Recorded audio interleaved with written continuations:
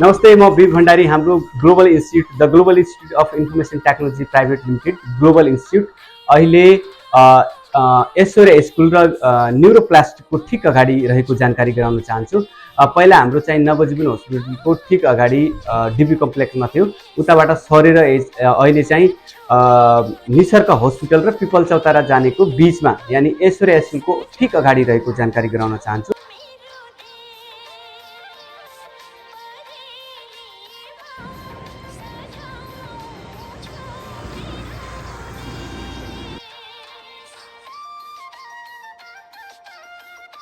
साथै Korean, Japanese, IELTS, PTE, computer, English ल्याङ्ग्वेजको धमाधम सुरु भएको छ।